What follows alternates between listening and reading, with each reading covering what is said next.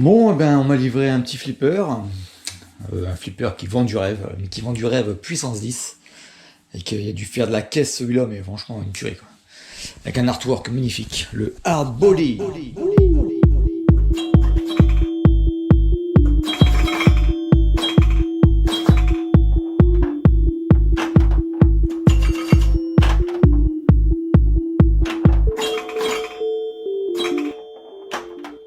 Salut les flippés, vous l'aurez compris, aujourd'hui on va parler d'une pépite, le kitschissime Hard Body, sur le thème du culturisme, fabriqué par la firme Bally Midway en avril 1987. Sur la bague glace, il est noté 1986 car c'est la date de la photographie, édité à 2000 exemplaires, pourtant on n'en voit pas beaucoup, soit les gens les gardent sous clé, soit ils les volent, je sais pas. A savoir que c'est le même plateau que le flipper BMX sorti en 1983. Le BMX a l'air quand même un petit peu mieux fourni, déjà un peu plus de drop target, mais surtout un aimant sous plateau. Ça devrait être pas mal à jouer. Notre flipper Hard Body est à l'effigie de Rachel McLeish. Vous me direz, mais c'est qui celle-là? Eh bien, en Amérique, elle est très connue. C'est d'ailleurs le sujet de notre premier chapitre.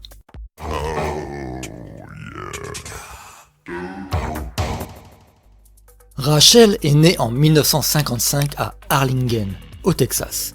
Elle fréquente le lycée d'Harlingen où elle y est pom-pom girl nommée au Cardinals Football Sweetheart. Elle obtient plusieurs diplômes à l'université du Texas Pan American en physiologie, santé et nutrition. Elle travaille dans un club de sport à McAllen, au Texas. Elle fonde la Sport Palace Association à Harlingen. Avec le succès de cette association, elle ouvre deux autres installations à Corpus Christi et Brownsville, au Texas. Elle est encouragée à courir en musculation par Lisa Lyon, qui lui montre des magazines avec des culturistes féminines. Rachel décide de concourir pour promouvoir le fitness auprès des femmes. Rachel McLeish a une importance historique particulière dans la musculation féminine en tant que sport. En 1980, elle remporte les premiers championnats des États-Unis et bat Obi Polic pour remporter le tout premier concours Miss Olympia cette année-là. Le culturisme féminin moderne n'avait commencé qu'en 1977, soit 3 ans plus tôt, ce qui en était encore assez balbutiement. Il faut plusieurs années pour se construire un physique de culturiste. Mais aucune des premières concurrentes de Miss Olympia ne s'entraînait sérieusement. Elle n'avait certainement pas de modèle féminin musclé pour leur fixer les normes à atteindre.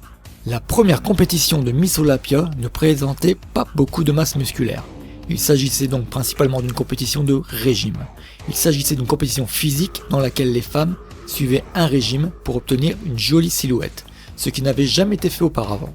Juste avant le concours de Miss Olympia, il n'y avait qu'une seule culturiste connue du public, Lisa Lyon. Lisa était passée à la télé, avait figuré dans Playboy et avait fait l'objet d'un livre photo du célèbre photographe Robert Mapplethorpe. Lisa n'était pas très musclée, mais elle était bien faite et athlétique. Et elle était un excellent modèle photo. Mais son image n'était pas valorisable et les éditeurs comme Joe Weider cherchaient quelqu'un qu'ils pourraient présenter au grand public. Puis est arrivée Rachel McLeish. Rachel était sexy et exotique due à ses racines mexicaines. En 1980, les concours se déroulaient dans les coulisses, en privé, les juges étant assis à une table à quelques mètres des femmes. Rachel a remporté le concours de Miss Olympia en 1980 et a ensuite souvent été présentée dans Muscle et Fitness, Flex et d'autres grands magazines de musculation. Elle est apparue fréquemment dans les talk shows télévisés, a publié un livre populaire intitulé Flex Appeal et a joué dans plusieurs films d'action. McLeish était présentée dans le documentaire de 1985 Pumping Iron 2, The Woman, qui se concentrait sur sa participation à la Coupe du Monde César de 1983.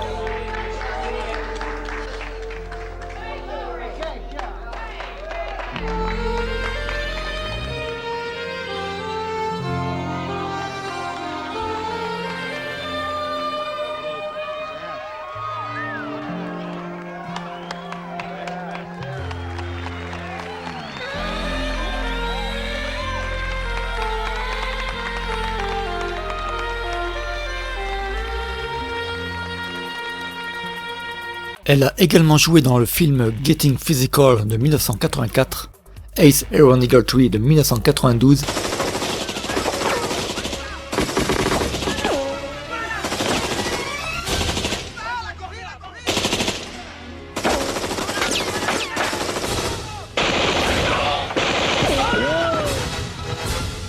et Ravenhawk de 1996.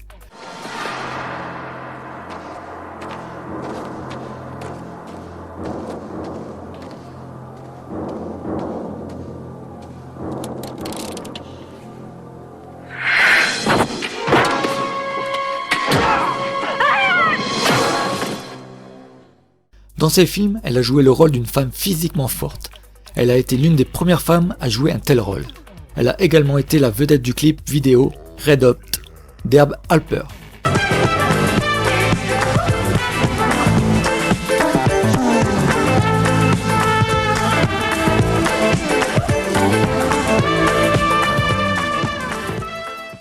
Elle a aussi partagé la vedette avec un certain Arnold Schwarzenegger dans la vidéo d'instruction de fitness Shape Up de 1982. Exhale on the way up. Come on. Give me 5 more. 4 more. Good. 3 more. 2 more. Very good. Good. Perfect. Par ailleurs, le culturisme masculin a été lancé par la popularité de Steve Reeves dans les années 50 et d'un certain Schwarzenegger dans les années 70. Qui a aussi gagné Mr. Olympia en 1980. Mais quelle coïncidence! Les femmes doivent remercier Rachel McLish d'avoir fait connaître le culturisme féminin au public et d'avoir créé des fans qui ont permis à ce sport de connaître le succès qu'il a connu.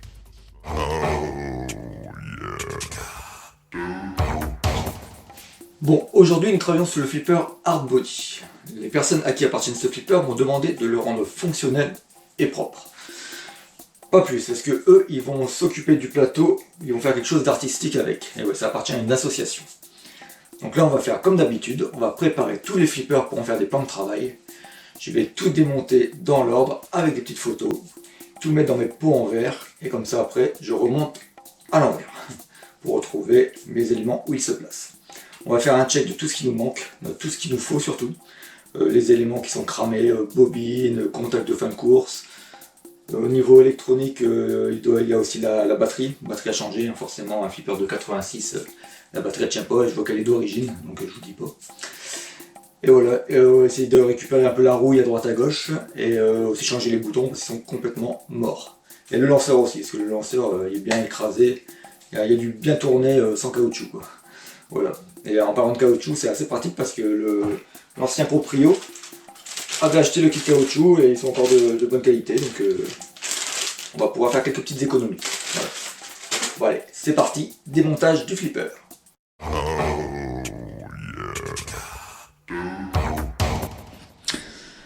Alors, dans un premier temps, je regarde le câblage, et qu'est-ce que je vois? C'est pas terrible, ah non.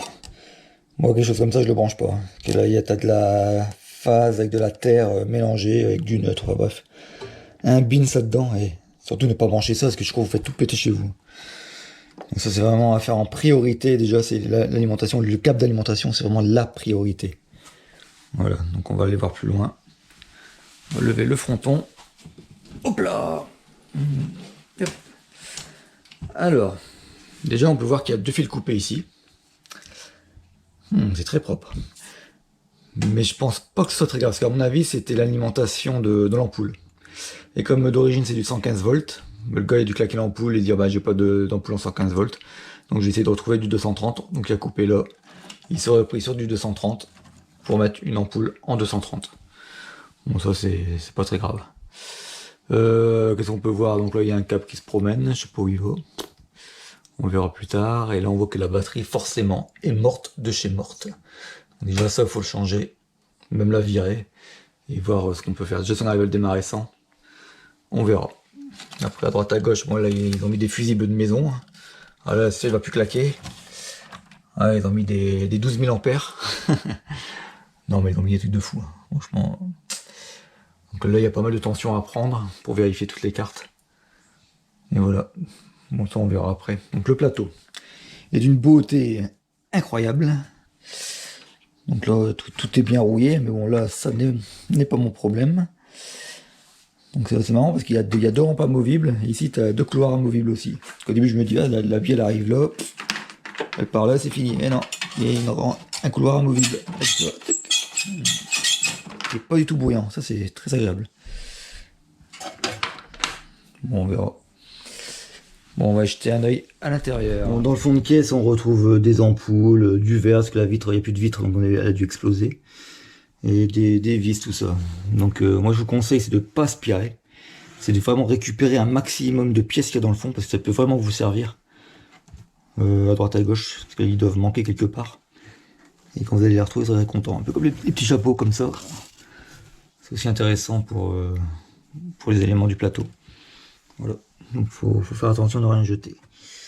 Donc là, déjà d'entrée de jeu, ce qu'on peut voir, oh là, ça a été coupé de partout ici. Alors ici vous avez un antiparasite. Déjà ça faut le dégager direct. Enfin, il y en a qui doivent en remettre, moi j'en mets pas, ça sert à rien du tout je trouve. Donc voilà. Je le vire, je branche en direct. Je pense que je vais pas mettre une prise ici. Une prise comme les prises de PC. Comme ça on pourrait la retirer comme on veut. Je sais pas, je vais voir. Bon, c'est ouvert. Bon, le plateau a l'air correct, on va dire. Bon, sans plus. Il y a pas mal de petites choses à l'intérieur. Donc le petit clavier. Alors, je sais plus à quoi il sert ce clavier, mais je me demande si c'était pas pour rentrer dans les menus ou quoi, peut-être pour mettre le tarif. Je vois game, keyboard, entrée. Et je sais que souvent il le manque et quand tu l'as pas, ben, c'est galère à démarrer le flipper, je pense. À vérifier. Oh purée, j'ai attrapé le tétanos ici. Un super tournevis 1930. Ça c'est sympa ça. La petite pub qui va bien. De chez StarTech Journal 1902. Non je déconne mais on doit pas être loin. Et là c'est quoi ça? Un manuel, ouais. Ça peut servir. Bon, tout y est bouffé par là, un peu, je vais pas dire la moisissure, mais bon, presque. Alors, on voit que l'humidité est passée par là, tout est rouillé. Alors, c'est la première fois que je vois ça. Ils ont mis le knocker, ce qui claque une partie. Ils l'ont mis ici. Donc, en fait, il claque dans la caisse ici, au niveau du bout de bois. Ah, je te dis, quand tu gagnes une partie, tu vas plus avoir d'oreille. Ouais, j'ai gagné. Voilà, ça a claqué. On verra, mais bon. En vrai, ça doit pas claquer des masses. Bon, j'ai un truc que j'ai capté, c'est que ici la bobine du flipper en haut à gauche, elle est morte. Voilà, elle a brûlé. Il y a même le fil qui est viré ici. On a vu c'est fait exprès parce que dès que tu le branches, tu pètes le fusible. Il est complètement mort. Hein. Regardez, le piston, il circule plus, c'est mort. Là, le contact de fin de course, il est complètement cramé. Donc ça a changé. Là, pareil, ils ont via le contact de fin de course, peut-être pour avoir plus de patates, j'en sais rien. Ça, pour l'instant, elle est pas morte, mais bon, oui, ça a changé aussi. Autant partir sur du neuf. Et celle-là, celle-là, ça va. Ça a l'air pas mal, celle-là. Et là, t'as le petit qui revient ici. Hop, ouais, c'est pas mal. Et ici, si ça va, là, ça va, là, ça va. Mais bon, elles sont d'origine. Donc je pense qu'on va devoir... c'est pas bouillant. Changer les bobines, quand même. Peut-être pas toutes, je verrai, mais oui, quelques-unes.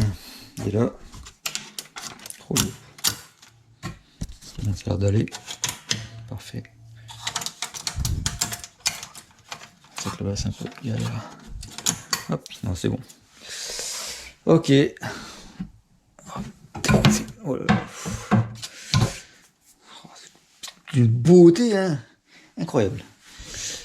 Bon, c'est bien. Quand tu vois la qualité du bois, t'es calmé quand même. C'est vraiment pas terrible. Oh, quel bois. Je comprends même pas que le flipper n'a pas gonflé. C'est vraiment fait en série à l'arrache. Enfin, je sais pas. À moindre coup, quoi. C'est... J'espère pas que le gameplay y est bien, mais j'ai un gros doute. Hein. Il n'est pas en forme le caoutchouc ici. Putain, ils ont joué longtemps sans caoutchouc, on a dit. Putain, quand tu vois ça. Pas flipper. Bon, allez, on va essayer de lui donner une seconde vie à ce petit flipper. Bon, j'ai remis la prise un peu vite fait pour faire un test quand même pour le démarrer. On va voir ce que ça donne. Premier démarrage de son histoire de... Je sais pas quelle année, mais bon. Attention, attention les yeux.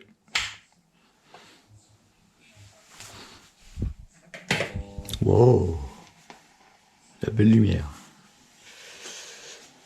Voilà, 4 c'est de booter.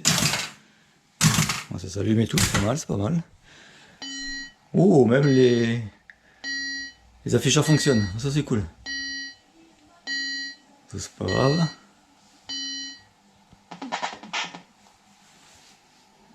Il se lance ce jeu. Un serre-coin, ah ouais forcément, s'il n'y a pas de pièces, tu n'en jamais. Il faut y trouver un moyen de rentrer dans les menus. Regardez. Press Auto Advance, Backup, Enter Select. Bon, je vais essayer d'entrer dans les menus, je vais voir. Bon, j'ai réussi à faire une première partie. Eh ouais, incroyable. J'ai réussi à rentrer dans le menu, à changer la musique, parce qu'elle était sur 4, j'ai essayé toutes les musiques. En fait, il faut mettre sur 3 pour la musique et les bruitages. Et voilà, pour l'instant, j'ai pas encore mis en partie gratuite, faudra que je regarde. Bah, pour l'instant, ça sert à rien, parce que ma batterie, elle est naze. Donc, il faut que je la change. Et sinon, ça fonctionne. Ah, il faut que je mette un peu d'argent. Attention. C'est très hard. Attention.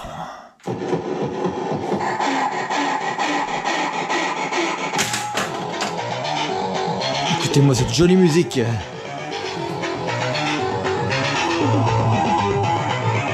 Ah, ça vend du rêve, hein. Une seule enceinte en bas, ici, voilà. Et voilà. Une seule enceinte en mono, forcément. C'est de toute beauté super. Ah, franchement, c'est très très kitsch. Mais après, les passages de billes et tout sont plutôt rigolos. Hein. Franchement, ça c'est pas mal. Il y a un gros boulot à faire dessus, mais on va le sauver, sans problème. On va commencer par démonter l'apron. Bon bah je le confirme, les caoutchoucs sont à changer. Comment je le sais? L'œil de l'expert, sans doute. Maintenant on démonte tous les éléments du plateau en prenant plein de photos.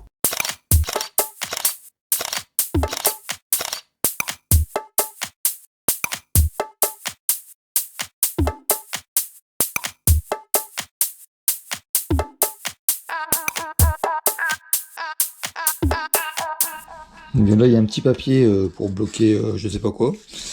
C'est pour pas que l'habiller le bloc, je sais pas. On va l'ouvrir, on va voir ce que c'est.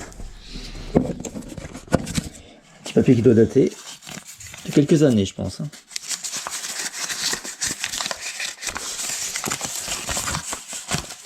Ah oui, effectivement. La solution logement, 1500 francs le studio équipé, réservé dès maintenant. Ouais, ça date pas d'hier. Bon, pour retirer le plateau du dessus, il y a des vis sur les côtés. Donc là, il doit y avoir 6 vis à retirer. On va voir ça, si ça part ou pas. Si je vais pas être embêté avec le câblage. Là, le dessus, il se retire très facilement. Donc on voit un peu les entrailles de la bête. Hein. Voilà, on voit le couloir arrière, celui qu'on voyait pas. C'est intéressant. Une belle mécanique, une belle imagination. Bon, j'ai décablé. Bon, le flipper est un peu dégueulasse. Franchement, waouh. Quel état de fou! Donc là j'ai décablé, j'ai posé le plateau sur une table. C'est trop galère comme ça. Trop galère. Pour retirer le deuxième plateau là, c'est un peu la misère. Voilà. Allez. Bon voilà, j'ai sorti le plateau. C'est pas propre hein. Non. Et là j'ai compris pourquoi la rampe ici elle tenait et la rampe ici ne tenait pas. Ici vous avez un bâton en ferraille qui fait qu'on arrive à soulever la rampe et la maintenir en l'air. Côté droit, pas de problème. Le problème, c'est que le côté gauche, eh ben, il est pété. Et j'ai pas la partie là. Donc ce que je vais faire, je vais mettre ça à la place. Je vais essayer de le souder derrière, comme ça. Comme ça remplacera. Il faut mettre dans l'autre sens. Parce que c'est la rampe de droite. Voilà. On va tenter de faire ça. Et voir ce que ça donne.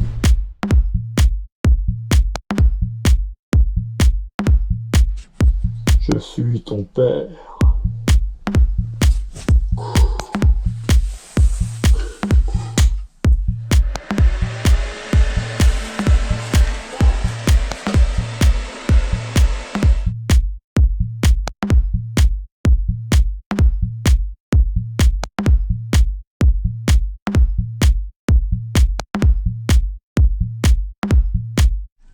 Bon voilà, c'est soudé.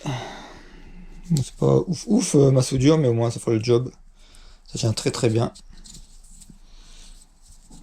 Il sera parfait pour lever la rampe. Voilà. Comme ça, tout flipper partait en vrille.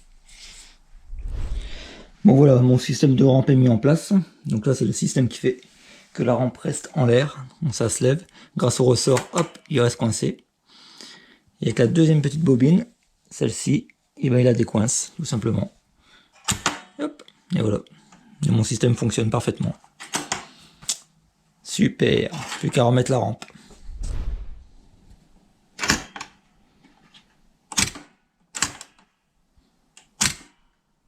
Here we go!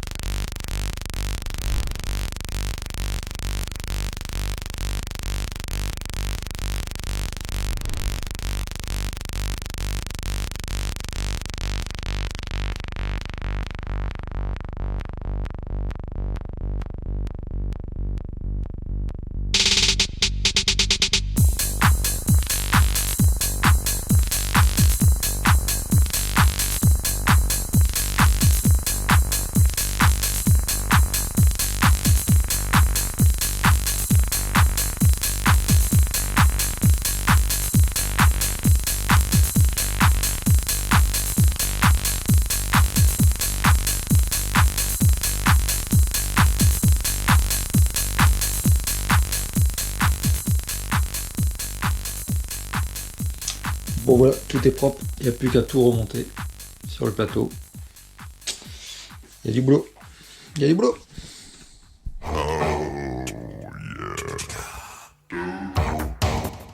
Bon, on va procéder comme tel. On va d'abord changer les ampoules, enfin remettre des ampoules. Et mettre ce qu'il y a sous le plateau, donc tout ce qu'il y a ici, sous le plateau du haut. On va mettre tout ici, comme ça on pourra replacer le plateau et continuer le reste du plateau. Voilà. Pour info, je teste toujours mes ampoules avant de les mettre, car des fois dans un paquet, elles peuvent être déjà HS. Et j'ai franchement pas envie de tout redémonter.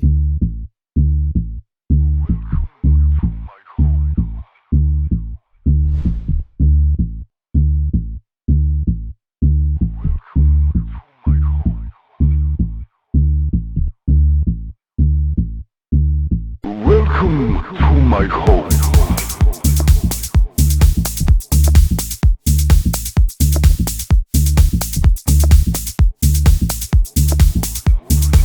Ох, я муж.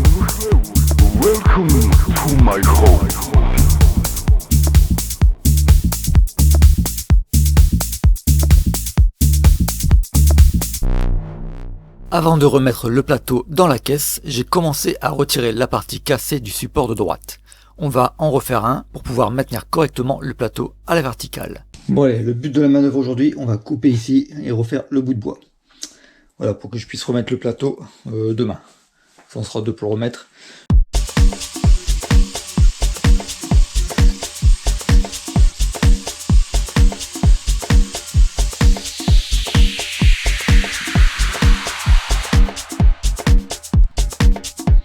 Bon là j'ai fait un petit gabarit, hop, la partie manquante, que je viens reproduire ici. Il n'y a plus qu'à couper, à mettre sur le bois. Mon bois qui est là, hop là, toujours des petits morceaux qui traînent. Et qu'est-ce qu'on va en faire? Et on va en faire ça, hop là, voilà. Et se mettre là et découper, comme ça j'aurai plus qu'à l'installer. C'est un peu plus large mais c'est pas gênant en soi. Peut-être le peindre en noir vite fait, puis voilà, ce sera propre. Bon voilà, c'est coupé. J'ai mis à 36 de hauteur, par rapport au petit coin. 36, comme ça on est nickel, pour poser le flipper après. Donc là je vais le peindre, le coller, le visser. Voilà, pour peu qu'il bouge, ce sera parfait.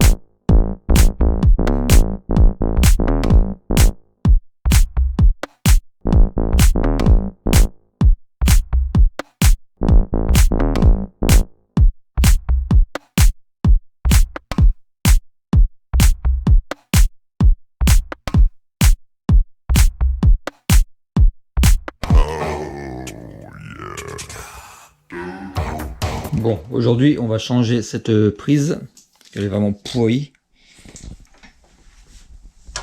Les soudures et tout, franchement c'est horrible. Donc on va mettre ça à la place, avec une prise de PC. Voilà, hop, ça sera 10 fois mieux. Et voilà. Donc on va percer derrière, puis la placer, et ensuite tout souder. Et ça sera parfait.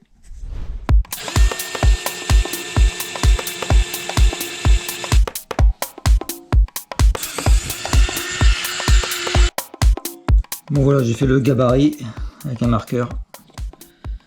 Donc maintenant il n'y a plus qu'à couper avec la scie sauteuse. C'est parti. Bon voilà, le trou est fait, il n'y a plus qu'à le placer et à faire quelque chose de propre. Voilà, bien droit, ça sera nickel.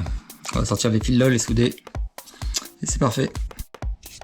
Bon, on va couper les câbles. C'est tout propre.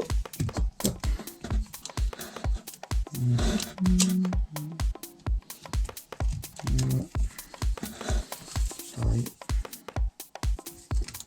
Voilà, nickel. Nickel. On a les câbles qui arrivent ici. Plus qu'à les prendre et à souder tout ça. Voilà. Il n'y a plus qu'à souder. Donc voilà, une petite soudure, une petite gaine thermorétractable pour protéger. Après on positionne et c'est fini.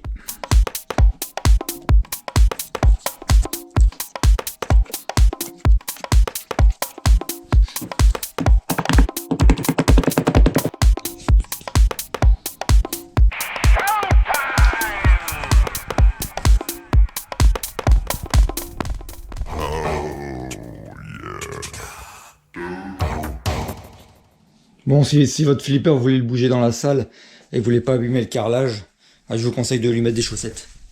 Voilà. Moi j'ai mis 4 chaussettes. Et comme ça, quand je le pose, il frotte pas sur le carrelage, il n'y a pas de rigueur. Voilà. Une fois que vous avez trouvé le bon endroit, là, vous pouvez retirer les chaussettes. Quelle astuce! Oh, yeah. Bon, aujourd'hui, on s'occupe de la pile de sauvegarde, parce que celle-là, elle est morte.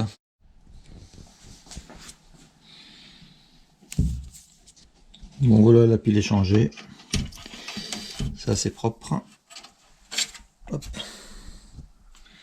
Donc là, j'ai vérifié si j'ai bien ma tension derrière, pour voir si c'est bien soudé.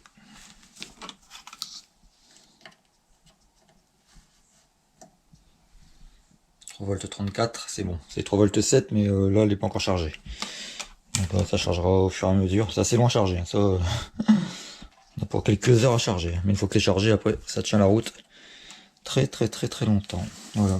J'ai remarqué qu'il y avait une résistance qui avait fort chauffé. Ici, c'est une 85 ohms. Donc, je vais la changer. J'ai un kit ici. Je vais lui mettre une 100. Comme ça sera plus sympathique. Voilà, résistance changée. Je mets un petit peu plus en hauteur pour que ça aère bien autour. J'aime pas trop les coller à la plaque. Voilà.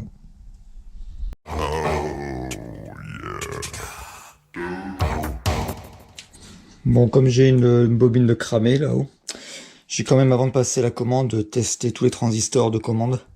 Je sais pas c'est lequel pour la bobine du haut, mais bon, je vais voir. Au moins, si on a un claqué, je pourrais le commander en même temps. Après, c'est peut-être pas claqué, hein, mais bon, je préfère vérifier.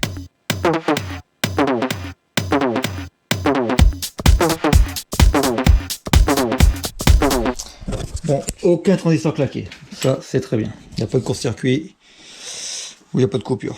Bref, ils sont parfaits. Donc, je peux passer ma commande.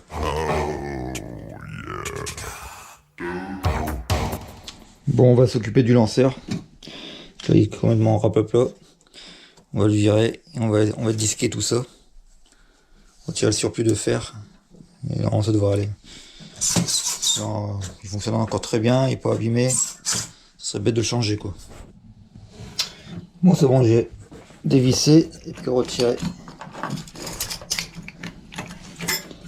On tire ça, hop. Et voilà. Il n'y a plus qu'à disquer tout ça. Ça va le faire. On va ça ici. Bon voilà, disqueuse, disque à métaux, le casque, les lunettes. Regardez comment c'est bien aplati. Incroyable, comment on peut en arriver à ce point là? C'est fou. Ouais, on va dégager tout ça.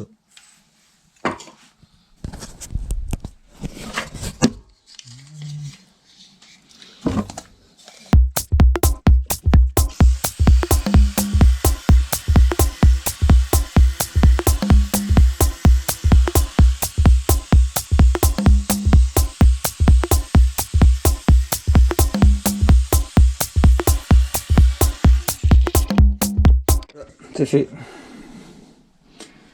Il n'y a plus qu'à remettre ce qu'il faut. Et c'est parfait. Et voilà, le lanceur est remis en place. Regardez, c'est parfait. Un petit caoutchouc qui va bien. Et voilà.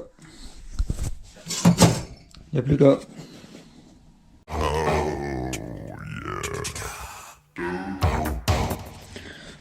Bon alors comme on peut constater, il manque l'enceinte ici. Il n'y a pas d'enceinte, donc il n'y a pas de basse. L'enceinte des graves n'y est pas. Donc comme moi sur mon Gateway j'avais changé par des enceintes Pin Sound, ben, j'ai gardé les enceintes du Gateway, donc je vais pouvoir mettre celle-là. Voilà. Donc j'ai celle-ci qui fera très bien l'affaire. Il faut une 4 ohms. C'est une 4 ohms, hein, forcément, c'est tous des 4 ohms. Hop. Elle est magnifique. Franchement, elle est comme neuve alors qu'elle a 30 ans. Et voilà, regardez, c'est pas magnifique ça. Hop. Et si on va mettre une grille hein, pour pas abîmer la membrane, et ça sera parfait. On va faire un petit test de basse.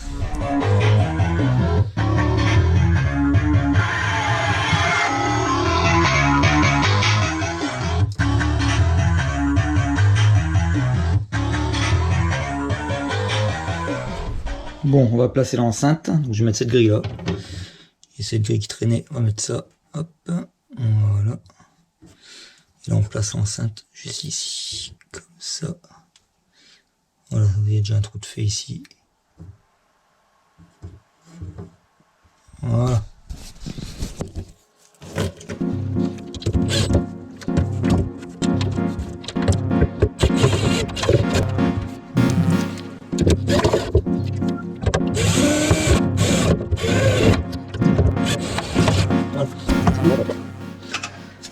Avec l'Écosse. Comme ça plutôt. Voilà. Et voilà. Un peu de basse.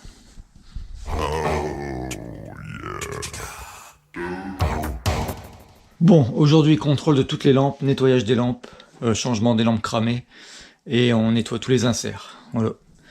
Allez, c'est parti.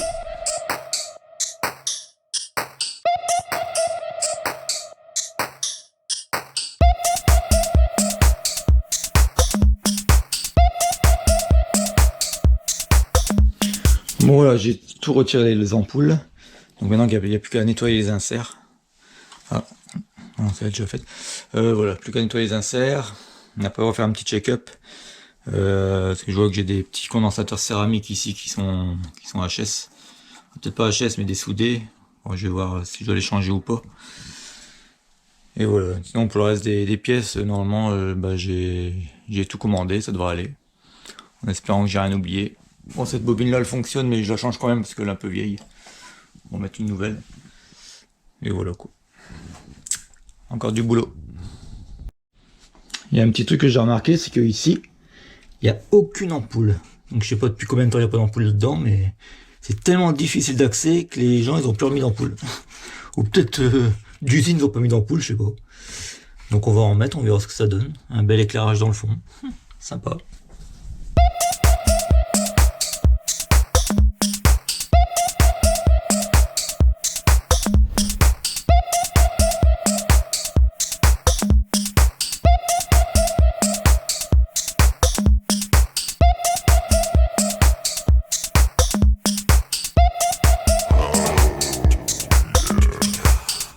Bon ça y est, j'ai passé la commande chez Flipper Shopping, chez notre ami Fabrice. Donc je l'aurai dans la semaine. Donc là, ce qu'il reste à faire, c'est tout ranger mon bordel. De partout, j'en fous partout, c'est un truc de fou. Donc je vais tout ranger, tout faire nickel. Donc, après dès que je reçois les pièces, je remonte tout. Et après je vais aller commander ma vitre. Donc par contre, je vais prendre une vitre un peu plus courte, parce que j'ai essayé celle du Fathom. Bon, c'est des vitres un peu standards, mais je vois que je dois un peu forcer pour la mettre dans le fond et ça, j'ai peur de la péter. Donc je vais la prendre un petit peu plus courte pour arriver juste un petit peu avant. Voilà, on va arriver là, un peu avant. Au moins on sera sûr de pas la péter. J'ai pas envie de ramasser du verre, moi. Puis au prix des vitres, merci, quoi. Allez, nettoyage de tout ça.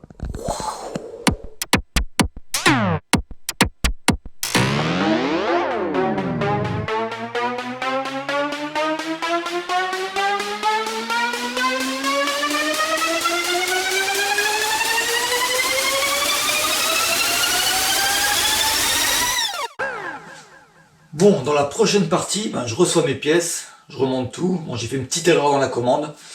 Bon, je pouvais pas le savoir, enfin j'ai pas fait attention. Bon, bref, ça on verra ça après. Mais surtout, quand j'avais fini le flipper, tout est fait. J'appelle la personne pour dire qu'il peut venir récupérer son flipper. C'est terminé. Il nous laisse un petit peu de temps jusqu'à la fin du mois avant qu'il vienne le rechercher. Donc du coup, je joue avec, puis j'ai une grosse panne. Une panne que je comprenais pas. J'ai mis 3 jours pour trouver le pourquoi. Vous allez voir ça dans le prochain épisode. Allez, à bientôt les amis.